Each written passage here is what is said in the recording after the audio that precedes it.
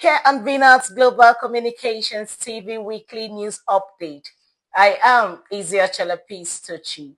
These are the top major stories for the week. Nigerian's defense minister resigns as insecurity worsens. National Assembly confirms new defense minister, military to withdraw from road checkpoints.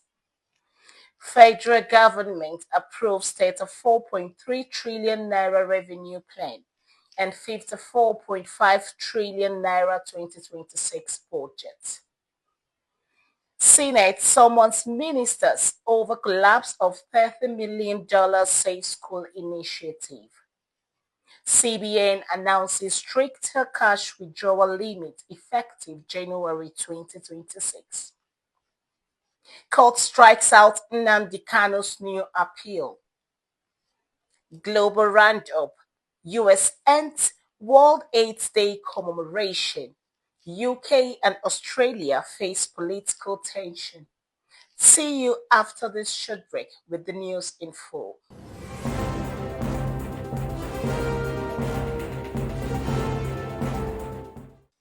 Welcome back. Now the news in full. A major political shakeup unfolded this week as Defense Minister Badiru Abubakar resigned following intense criticism over rising insecurity across the nation.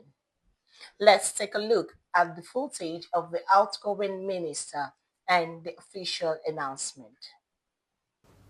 Nigeria's Defense Minister Badiru Abubakar resigns. So guys, President Bola Ahmed Tinubu government is really shaking, yes.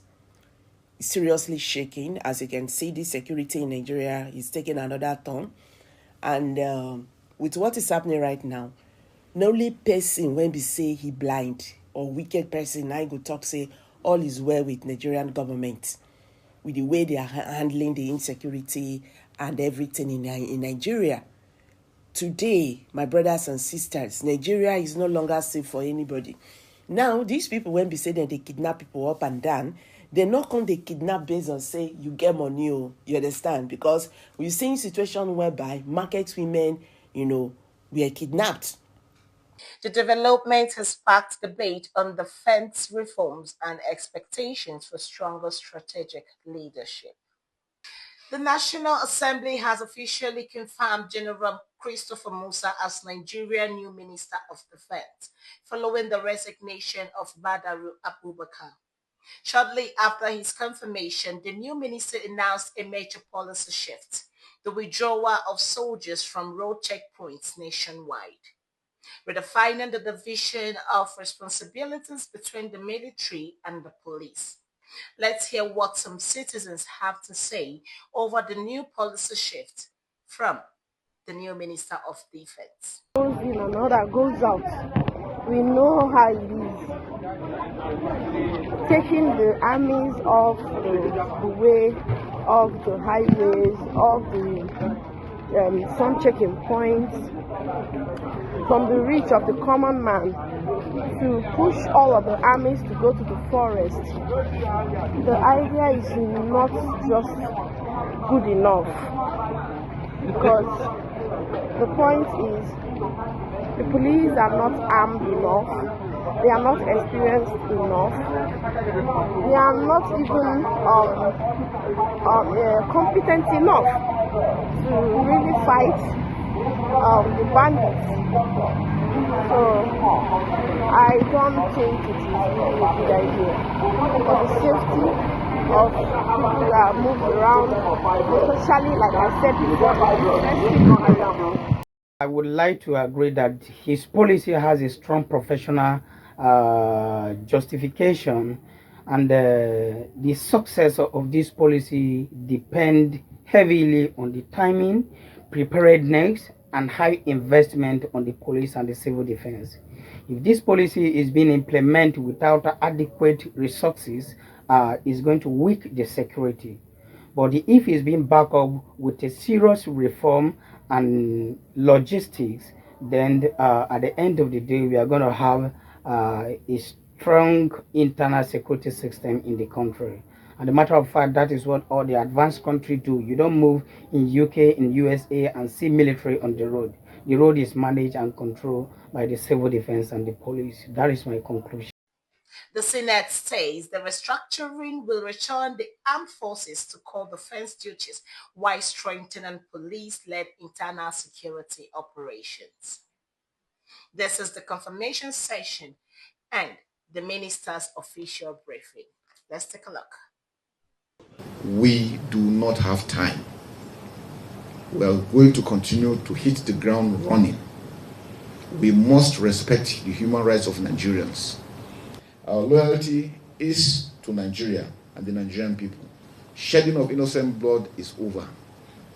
Our children should be able to go back to school. Our farmers should be able to go back to their farms.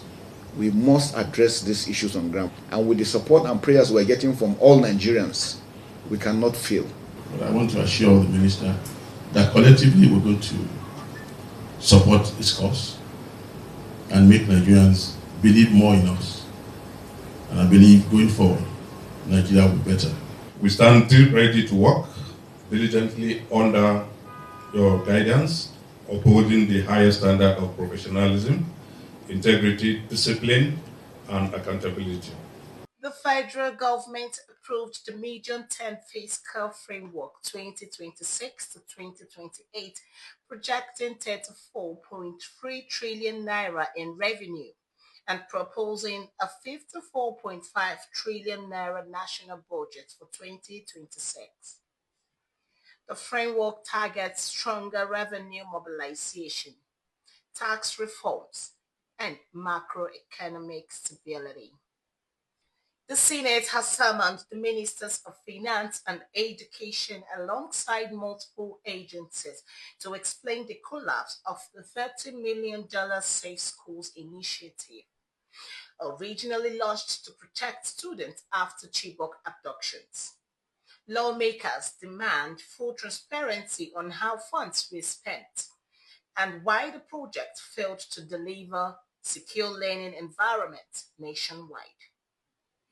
Let's take a look at the Senate's proceeding and official summons issued this week. The minister wouldn't have sent a representative for her confirmation when she was appointed the minister. She wouldn't have done that. And security is the main concern or the main purpose of government as stated in our constitution. So if the minister is in town and she refused to honor this invitation, honestly, or neglect this invitation, honestly, we are not going to take it kindly. We are talking about security now. But for us, we will still go ahead because it's not personal. If you are to be appointed as the minister now, I would have been happy since you are here to tell us what we want to hear. But that explanation, I don't know what it is. As long as the minister is in town, for her to disregard this our invitation, which is not an invitation by Mohammed Ali Ndume, but by the Senate to discuss the matter that every Nigerian is concerned about. I'm sure if she's not safe, she would be here. But they always think that they are safe because they have this security apparatus around them that will personally take care of their security, while in her state, in Kaduna, today, more than 50 people are still in the hands of captives. If to say her child or her brother or somebody related is among those that are there, I'm sure she will be here.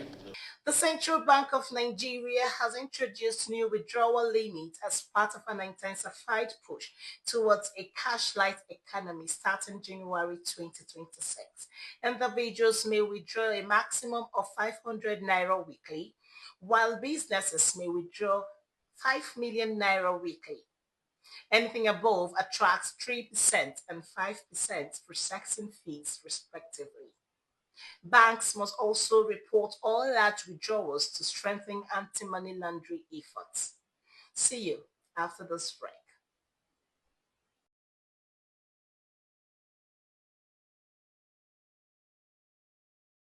Welcome back. The Court of Appeal has struck out a fresh application filed by IPOB leader Nnamdi Kanu, prompting renewed reactions from supporters and critical attention from legal analysts. His legal team says alternative legal pathways are being considered.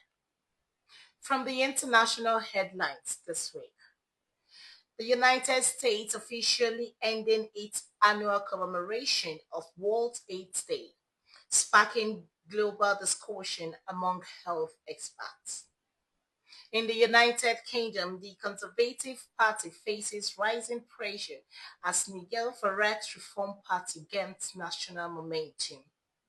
In Australia, debates continue over the unreleased AUKUS review, civil service job cuts, and the proposed social media ban for minors under 16. This has always been an amazing journey with you on BNAT Global Communications TV Weekly News Update. Follow us on all our social media platforms for more trusted and breaking reports. Thanks for watching and see you next week. Bye.